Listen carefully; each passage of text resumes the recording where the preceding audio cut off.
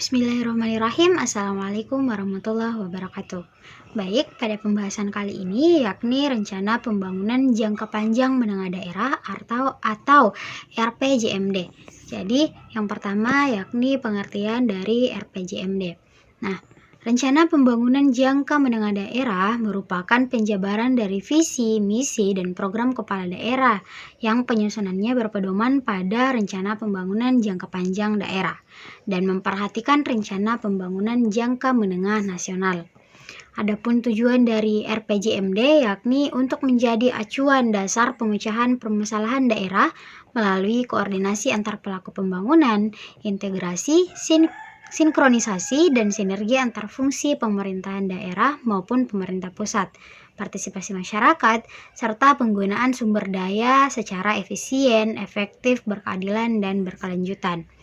Adapun isi dari RPJMD yakni memuat arah kebijakan keuangan daerah, strategi pembangunan daerah, kebijakan umum, dan program satuan kerja perangkat daerah, lintas perangkat daerah, program kewilayahan yang disertai dengan rencana-rencana kerja dalam kerangka regulasi dan kerangka pendanaan yang bersifat indikatif. Kemudian, ruang lingkup dari RPJMD, yakni visi misi dan program gubernur, tujuan, sasaran, strategi, arah kebijakan pembangunan daerah dan keuangan daerah, program perangkat daerah, serta rencana kerja dan pendanaan yang bersifat indikatif. Selanjutnya, prinsip-prinsip penyusunan RPJMD. Yang pertama strategis, yang kedua demokratis dan partisipatif, kemudian politis, perencanaan bottom up, dan perencanaan top down. Adapun penyusunan dari RPJMD yakni yang pertama persiapan, selanjutnya penyusunan rancangan awal RPJMD, kemudian tahapan penyusunan rancangan awal Renstra SKPD, tahapan penyusunan rancangan akhir RPJMD daerah atau Restra SKPD, selanjutnya penyusunan rancangan akhir RPJMD, dan penetapan Perda atau Perkada tentang RPJMD. Selanjutnya penyusunan rancangan awal RPJMD, yakni Bapeda menyusun rancangan awal RPJMD, RPJMD memuat visi misi dan program kepala daerah, rancangan awal RPJMD berpedoman pada RPJMD dan memperhatikan RPJM nasional, kondisi lingkungan strategis di daerah, serta hasil evaluasi terhadap pelaksanaan RPJMD periode sebelumnya. Kepala SKPD menyusun rancangan Renstra SKPD sesuai dengan rancangan awal RPJMD. Rancangan Restra SKPD disampaikan oleh Kepala SKPD kepada Bapeda.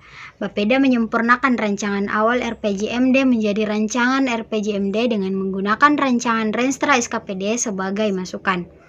Adapun landasan hukum dari RPJMD yakni yang pertama Undang-Undang Nomor 25 Tahun 2004 tentang Sistem Perencanaan Pembangunan Nasional atau SPPN. Yang kedua Undang-Undang Nomor 17 Tahun 2003 tentang Keuangan Negara. Yang ketiga Undang-Undang Nomor 17 Tahun 2007 tentang Perencanaan Pembangunan Jangka Panjang Nasional 2005 sampai 2025. Adapun substansi dari RPJMD, yang pertama RPJMD menekankan tentang pentingnya menerjemahkan secara arif visi misi dan agenda kepala daerah terpilih. Yang kedua, ke dalam tujuan, sasaran, strategis dan kebijakan pembangunan. Yang ketiga, yang merespon kebutuhan dan aspirasi masyarakat serta kesepakatan tentang tolak ukur kinerja untuk mengukur keberhasilan atau ketidakberhasilannya sebuah pembangunan daerah dalam 5 tahun ke depan. Adapun outline dari RPJMD yakni yang pertama terdapat pendahuluan, selanjutnya gambaran umum tentang kondisi daerah, kemudian gambaran pengelolaan keuangan daerah serta kerangka pendanaan, kemudian analisis isu-isu strategis, ada visi, misi, dan tujuan serta sasaran, kemudian strategis dan arah kebijakan, kemudian kebijakan umum dan program pembangunan daerah, serta indikasi rencana program prioritas yang disertai kebutuhan pendanaan, penetapan indikator kinerja daerah, dan pedoman transisi dan kaidah pelaksanaan. Mungkin itu saja yang dapat saya sampaikan pada pembahasan kali ini. Billahi fisabilillah wastabiqul khairat. Assalamualaikum warahmatullahi wabarakatuh.